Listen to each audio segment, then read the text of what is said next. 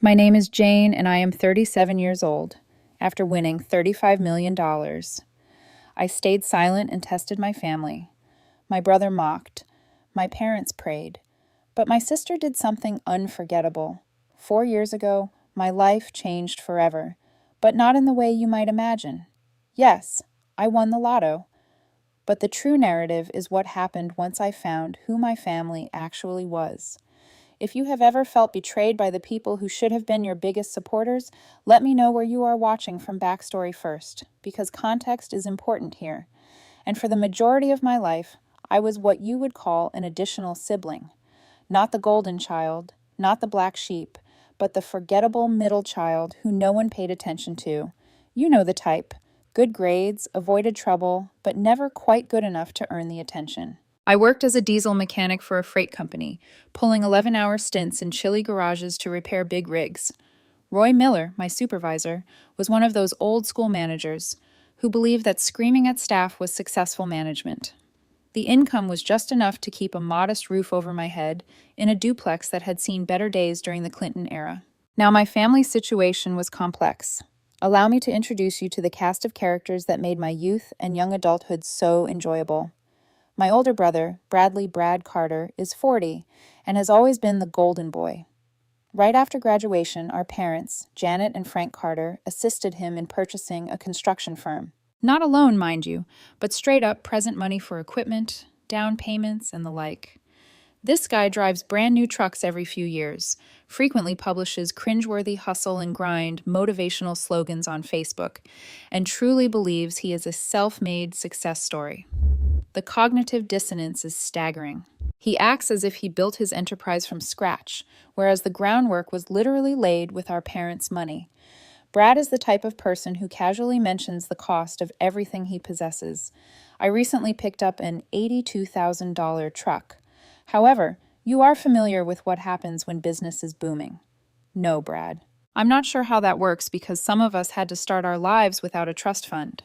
Then there's my younger brother, Tyler Carter, who is 32 and still lives in our parents' basement. He's always in between opportunities and working on the next big thing, which translates to playing Call of Duty till 3 o'clock a.m. Mom delivers him sandwiches sliced into triangles as if he were still 7 years old. Tyler has a knack of making unemployment seem like enterprise. Every few months, he has a revolutionary app concept or cryptocurrency scheme that will make him millions. Spoiler alert, none of them work out. My sister, Rachel Carter, is 34 and a single mother who works part-time at a hair salon. She is raising her 9-year-old daughter, Lily, largely on her own after her ex decided fatherhood was not for him and relocated to Phoenix. Rachel struggles to pay rent every month. Yet, she never complains. She's the sort to post photos of Lily's school projects on Facebook with sentiments like, "So proud of my little artist," while wearing the same 3 dresses on repeat, since she spends every spare dime on her child. Then there's me, the invisible one. When I lost my apartment at the age of 29 because the landlord sold the building and did not renew any leases, guess who was not offered a couch to crash on? That's true. The family had a completely finished basement that was unused except for Tyler's gaming setup. Instead, I spent 7 weeks sleeping in my truck in various parking lots around town, showering at the 24-hour gym, and attempting to keep my dignity as my life fell apart. The breaking point occurred 15 months later when my truck's transmission failed. This wasn't merely an annoyance, it was an existential crisis. Without a truck, there was no way to get to work, and no employment meant no way to repair the truck. I had a $30,600 repair bill and just approximately $200 in my checking account, so I swallowed my pride and contacted Brad, explained the situation, and requested a loan, not a handout, with interest and a repayment plan. I even promised to work extra hours for his company to repay it. Brad listened to my entire sob story and then began laughing. Not a chuckle, but full-fledged laughing, as if I had just told him the best joke he had ever heard. "Perhaps," he continued between laughter, "it's time to admit that you're not cut out for much. Some people are made for success, while others are built for different purposes." That sentence lodged like a shard in my skull. For years following, whenever something went wrong or I struggled, I could hear Brad's voice telling me I wasn't cut out for it.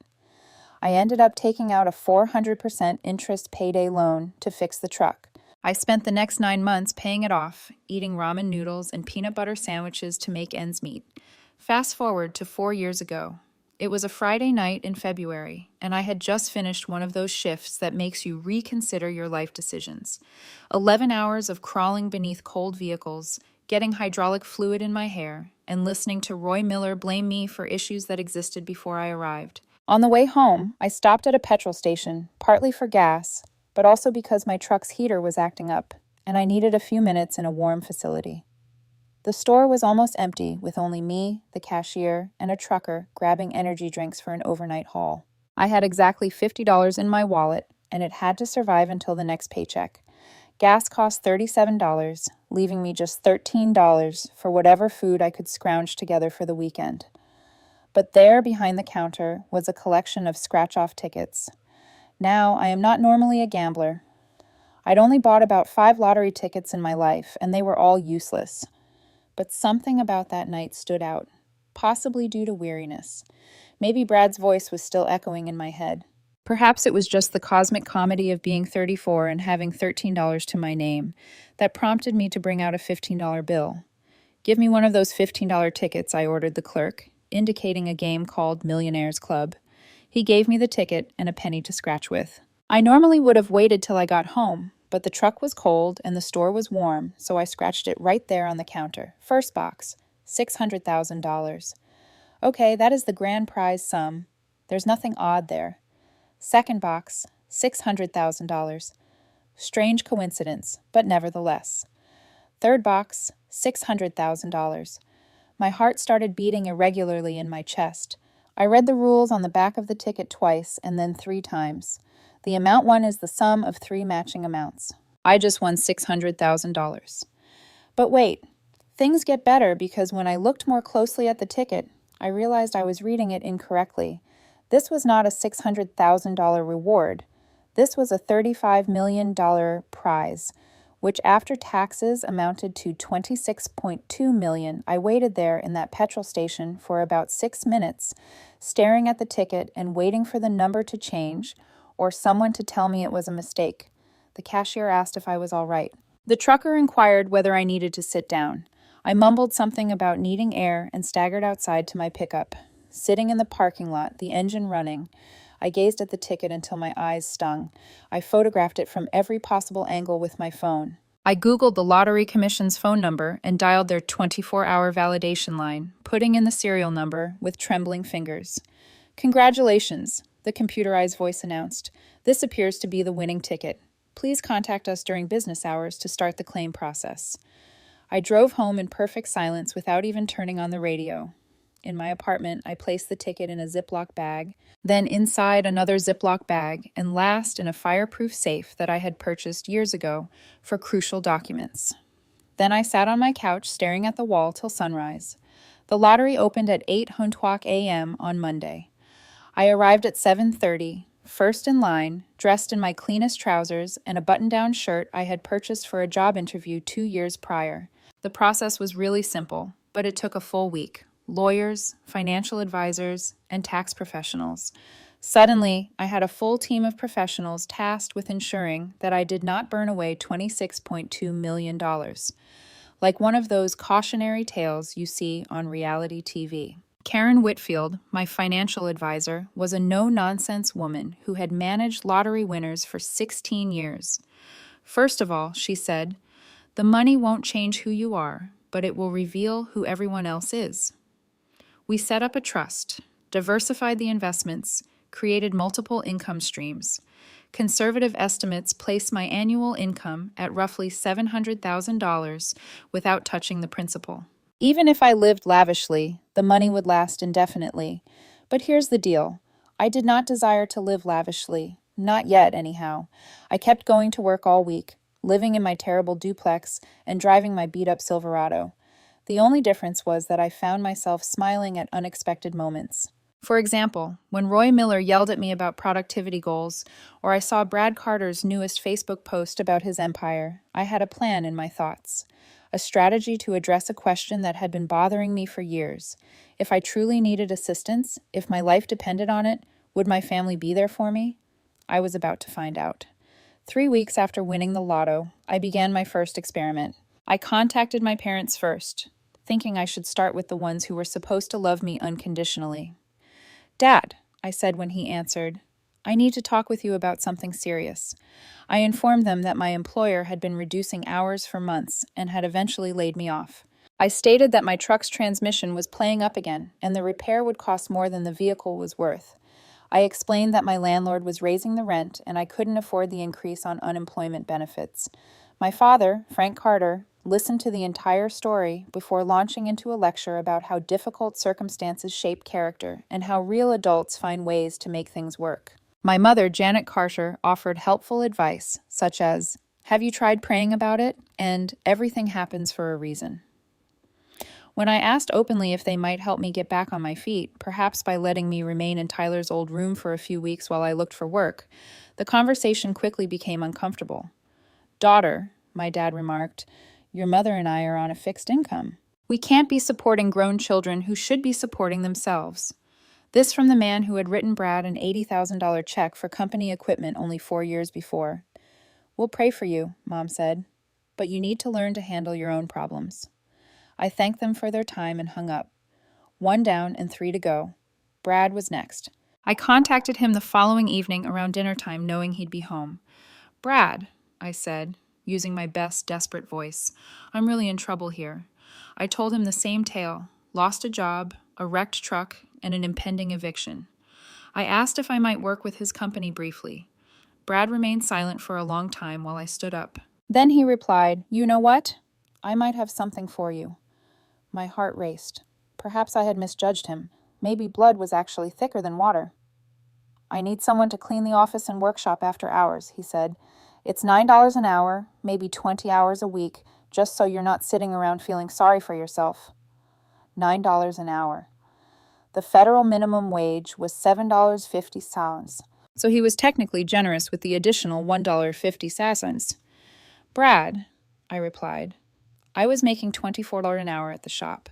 I've got 15 years of mechanical experience. Don't you have any actual mechanic work?" "Look," he began, and I could sense the patronizing tone creeping in. "Beggars can't be choosers. Take the janitor job or don't. But stop expecting handouts just because we're related. Help." For example, asking for labor was equivalent to asking for charity. I told him I'd think about it and then hung up. Tyler's response was precisely what I expected. "Dang, sis, that really sucks. I'd help if I could, but you know how it is." "You're right, Tyler. I understand exactly how it is. You're 32 years old, and Xbox Live is your largest expense." But Rachel was different. I contacted her last, partly because I didn't want to drag her into this test, and partly because I knew she'd try to help, even if she couldn't afford it. "Oh my God," she said after I finished detailing my fictitious predicament. "Why didn't you call me first?" Before I could respond, she had already made preparations. "Can I come over tonight? Do you need to eat? Do you have warm clothing?" "I don't have much," she admitted. "But I've got $70 in my emergency fund, and you can have it, and my couch is always open for as long as you need." $70. This is from someone who had to choose between groceries and gas every week. "Rachel, I can't take your emergency money." "Yes, you can," she said. "That's what family does. We take care of each other."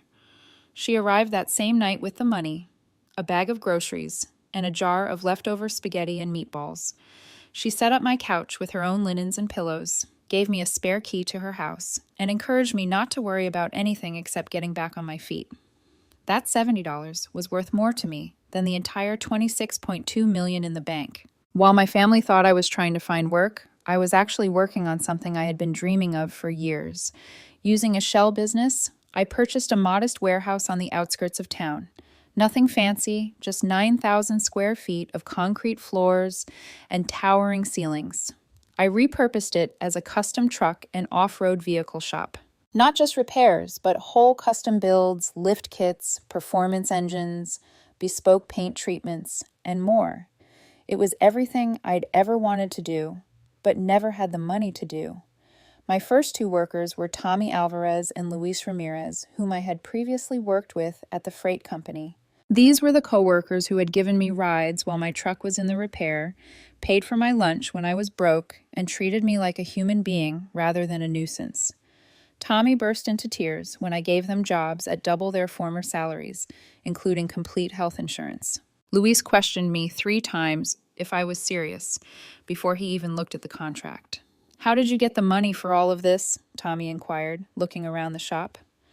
"I got lucky," I told him, which was technically correct. Setting up the business took 8 months of careful planning, business licenses, insurance, equipment, inventory.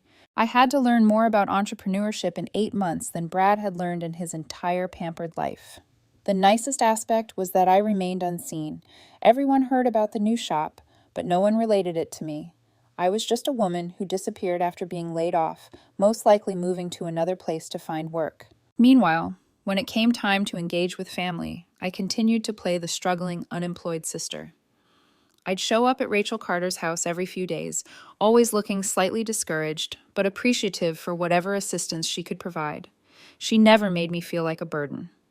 During one of these trips, she mentioned that Brad's business was beginning to have issues. Customer complaints were mounting, projects were over budget, and he'd had to let 2 people go the previous month.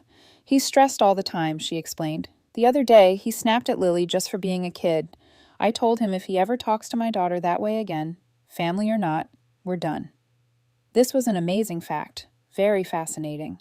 About 18 months into my unemployed act, I did something more satisfying than winning the jackpot.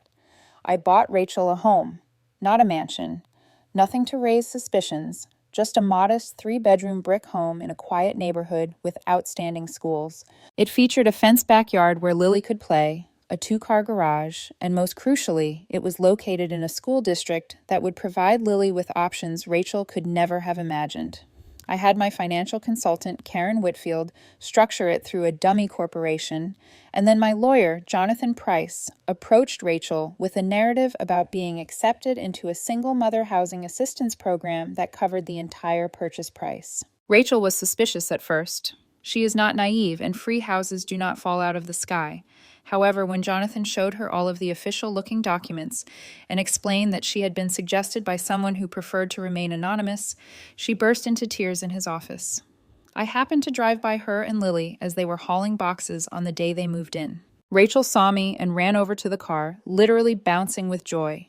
"Can you believe this?" she asked, indicating the house. "Lily's going to have her own room with a window that looks out on the backyard. And there's a bathtub, not just a shower. I haven't had a bathtub in 5 years." Watching her happiness and knowing I was responsible for it was more valuable than any vengeance I planned. By the 18-month point, Brad's construction company was in deep danger. Social media messages celebrating accomplishment and grinding had completely halted. The brand new truck had been replaced by a 3-year-old model. Word spread across town that his company was missing deadlines and exceeding budget on every job. That's when he called, saying, "Hey, sis," in a tone I hadn't heard from him in years. He employed a phony, nice voice to get what he desired. "I heard you might still be looking for work. You've been unemployed for about a year and a half, living on what I assume are unemployment benefits and odd jobs." "I'm listening," I said. "My business is, well, let's call it in a growth phase. Lots of opportunities, but I need someone I can trust to help me take things to the next level. I was thinking maybe we could be partners." "Partners?" That was lavish. "What kind of partnership?" I inquired. "Well, I'd still be the primary owner, obviously, since it's my company and my reputation on the line, but I could see giving you maybe a 5% stake in exchange for a significant investment." "How significant?" $500,000 should do it. It's a bargain, really, considering what the company's worth. $500,000 from someone you think is unemployed and desperate. "I don't know, Brad. Bank loan, investor, whatever. You're smart when you apply yourself. Figure it out." The audacity was amazing. And what would I get for this investment besides 5% ownership? Experience. Mainly learning how to run a real business from someone who's actually successful. Think of it as paying for an education. I said I'd think about it and call him back. Instead, I spent the following week thoroughly investigating Brad's business. Financial documents, customer satisfaction surveys, outstanding debts, and ongoing legal matters. I wanted to learn everything. The results were worse than I had anticipated. Brad owed money to suppliers, had 3 clients threatening lawsuits, and was just 7 weeks away from bankruptcy. His $500,000 investment opportunity was a desperate effort to keep afloat. But here's the thing with desperate folks. They make dumb decisions. I called Brad back and informed him that I had found an investor willing to put up the money. We arranged to meet at a downtown steakhouse to negotiate terms. Brad arrived at dinner in a leased BMW, which likely cost more per month than most people's rent. He selected the most expensive steak on the menu and spent the first 20 minutes telling me about his recent trip plans and some new equipment he was considering purchasing. I let him speak, ordered a simple lunch, and waited for him to get down to business. "So," he finally began, chopping into his $60 ribeye. "Tell me about this investor of yours." "He's someone I've been talking to," I replied. "Very interested in construction, has cash available, and is looking for the right opportunity." "What is his background?" "Various businesses. He prefers to keep a low profile." Brad nodded, as if this made perfect sense. "Smart. I'm the same way. So what are we talking about here? The full 500 in?" "He'd prefer to buy the company outright," I said lightly. "Sees more potential in ownership than partnership." Brad's fork came to a halt about halfway to his mouth. "Buy it outright? This company's worth millions. How much exactly?" "At least 2.5 million, maybe 3.5. I took out my phone, opened my banking app, and slid it over the table. Brad's countenance shifted from confidence to uncertainty to shock as he peered at the screen, which displayed a balance of $10.5 million. "I had it appraised," I explained quietly. "Professional evaluation, 3 different firms. They all came back with the same number, $100,000. Brad Carter's face had multiple color changes. That's impossible. I've put years of work into this company." Years of work that led to customer complaints, lawsuits, and bankruptcy. "Brad, you're 7 weeks away from losing everything." He remained quiet for a long time, staring at my phone. "How? How did you—" "Doesn't matter. Here's what I'm offering. $100,000 cash for 100% ownership. You can stay on as a project manager with a competitive salary." "Project manager? It's my company. It was your company. Now it's just debt and bad reputation. Take the deal, Brad, because it's the only one you're getting." Brad signed the paperwork 4 days later. He did not have a choice. It was either sell to me or file bankruptcy and lose everything. The transfer was quick and comprehensive. I retained the best personnel while letting go of the rest. I settled all outstanding obligations and lawsuits. Most significantly, I restructured everything to benefit customers rather than merely enriching the owner. Brad's first day as my employee was an educational experience for both of us. He arrived at his customary time, 10:01 a.m., because owners do not punch clocks, and went straight to his old corner office. I stopped him in the corridor. "Good morning, Brad. Your workspace is over here." I escorted him to a desk in the main area, right in the center of everything. "Where's my office?" I converted it into a conference room. Much better use of space. His company Audi was replaced by a standard work truck that everyone else drove. His spending account was canceled. His designated parking space became guest parking. But what really changed was his income, which dropped from $130,000 to $60,000. The same as the other project managers, which was rather generous given his recent performance. "This is temporary, right?" he inquired after I described his new remuneration arrangement.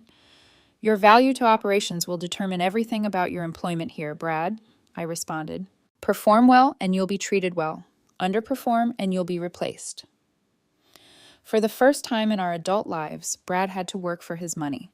While Brad adjusted to life as a regular employee, I made a few more changes. Rachel had always been brilliant with numbers and organization, but her skills were squandered, cutting hair for tips, and doing part-time bookkeeping for small businesses. I offered her the post of operations director at a salary that was double what she was earning at the salon. She nearly didn't trust me at first. "I don't have experience running construction projects," she replied. "You have experience managing a household on no budget, raising a child alone, and keeping multiple part-time jobs organized. Trust me, you're overqualified." Rachel proved to be just what the organization needed. She implemented project tracking systems, enhanced client communication, and managed to keep Brad from screwing up the work he was allocated. Watching Brad follow directions from our younger sister was perhaps the most satisfying aspect of my payback. For 34 years, he treated Rachel as if she were invisible, simply another family member who didn't matter. She was now his supervisor, and she outperformed him in every way. Rachel never misused her power, but she did not coddle him either. When Brad attempted to cut shortcuts on a project, Rachel shut it down. When he arrived late, she documented it. When he moaned about his new situation, she reminded him that having a job was preferable to unemployed. About 8 months into the new arrangement, Tyler began looking for opportunities. He'd heard through the family grapevine that I was doing well and had even launched a business. He came into the shop one morning with a resume printed on copy paper and what I can only describe as arrogant confidence. "Thought you might need some extra hands," he remarked, peering around at the equipment and trucks. "I've got some ideas for improving efficiency." Tyler's resume was an example of creative fiction. He identified entrepreneurial endeavors as his primary experience and portrayed his basement gaming setup as a remote digital marketing company. "What exactly do you think you could contribute here?" I was curious. "Well, I've been researching the industry, and I think you're missing some key opportunities in the digital space: social media marketing, online customer acquisition, that sort of thing." This came from someone who had never kept a job for more than 3 months. "Tyler," I replied, "this is a construction and custom vehicle business. Our clients care about quality work, not hashtags." "That's exactly the kind of thinking that keeps small businesses small," he said, seemingly unaware that he was scolding someone whose modest business was already more successful than anything he'd ever tried. I informed him that we were fully staffed and did not require further assistance. He departed disappointed, but not defeated. Tyler's optimism is invulnerable to reality. By month 10, Brad was suffering. The labor was more difficult than he remembered. The hours were longer than he was accustomed to, and the lack of special care was getting to him.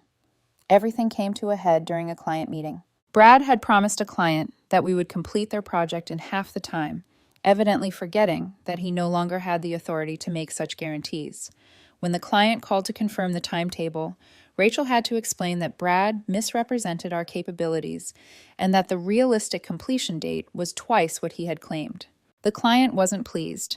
They came into the business for a face-to-face encounter, and let's just say they aired their discontent loudly and clearly. Brad attempted to shift blame to miscommunication and new management practices, but it was evident to everyone there that he had simply lied to get the contract. After the client left, I summoned Brad to my office.